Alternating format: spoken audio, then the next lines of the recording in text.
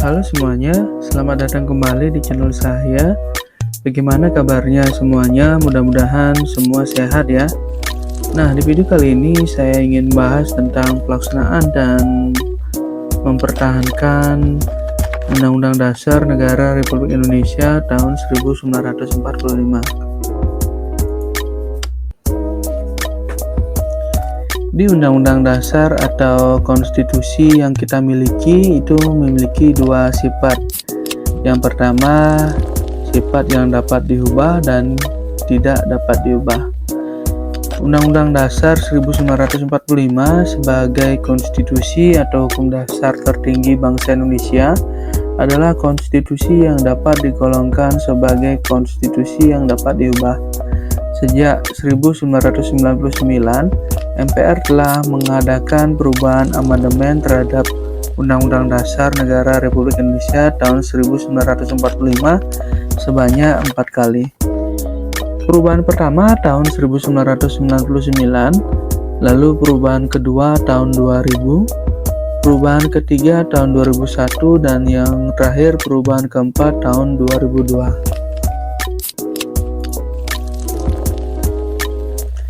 Hal ini sesuai dengan pasal 37 Undang-Undang Dasar 1945 yang menyatakan bahwa untuk merubah Undang-Undang Dasar Negara Republik Indonesia tahun 1945, 2/3 anggota DPR harus hadir dan disetujui sekurang-kurangnya 50% anggota DPR ditambah 1 dari seluruh anggota MPR.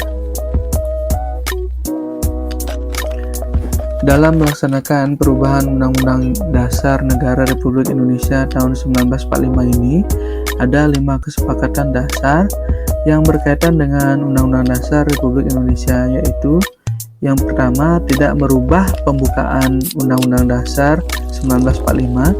Yang kedua, tetap mempertahankan Negara Kesatuan Republik Indonesia. Ketiga, mempertegas sistem pemerintahan presidensial.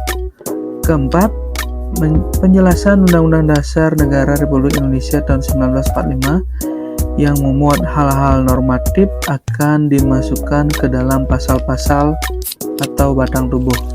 Dan yang terakhir, yang kelima, melakukan perubahan dengan cara adendum.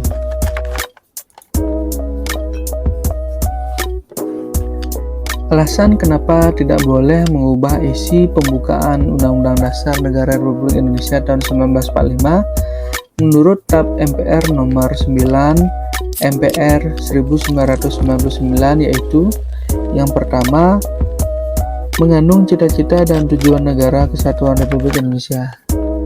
Kedua, mengandung falsafah negara yang menjadi arah haluan bangsa Indonesia dalam membangun Negara Kesatuan Republik Indonesia, mengandung dasar negara Indonesia yaitu Pancasila. Lalu alasan ketiga, mengandung Pancasila yang menjadi dasar negara dan dasar konstitusional bangsa Indonesia. Dan yang alasan terakhir, dengan tidak mengubah pembukaan UUD 1945, maka tidak pula mengubah dasar negara dan bentuk Negara Kesatuan Republik Indonesia.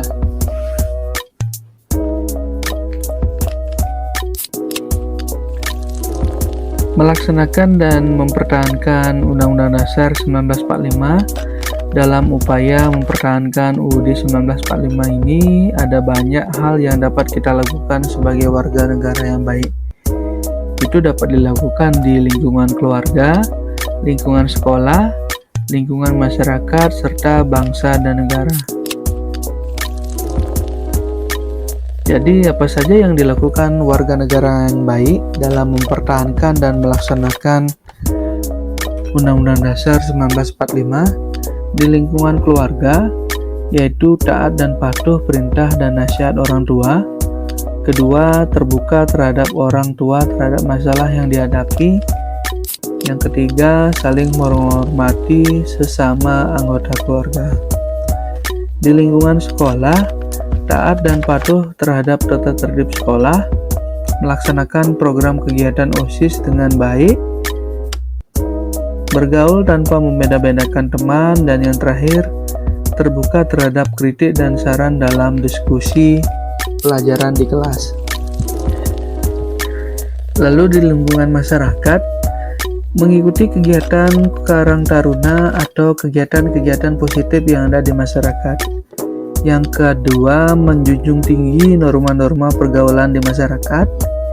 Yang ketiga, menjalankan porsi-porsi atau tugas masyarakat sesuai aturan dalam konstitusi. Di lingkungan bangsa dan negara, mematuhi dan mentaati peraturan yang berlaku, berpartisipasi dalam menyelesaikan atau mensosialisasikan isi konstitusi kepada warga masyarakat, dan yang terakhir melaporkan kejadian atau peristiwa pelanggaran konstitusi kepada pihak yang berwajib.